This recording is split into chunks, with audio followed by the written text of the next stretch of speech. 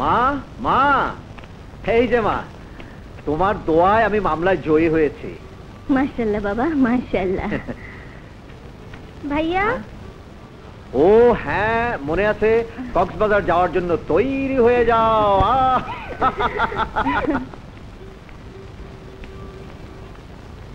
বস, সংবাদ পেলাম আপনার ছেলের ফাঁসি কার্যকর হবে আগামী পরশু রাত ৩টায়।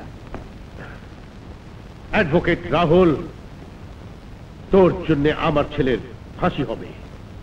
বেশ, আমার ছেলের সাথে ওই রাতে আরো দুজনের ফাঁসি হবে, আরো দুজনের ফাঁসি হবে।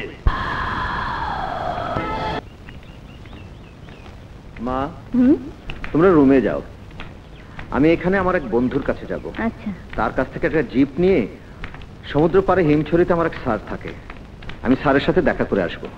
ভাইয়া, সূর্য ডুবা দেখবো না? নিশ্চয়ই। এখন 12টা বাজে, সূর্য ডুববে 6টায়, এসেই তোদের নিয়ে যাবো। হ্যাঁ, তোমরা ভেতরে যাও মা।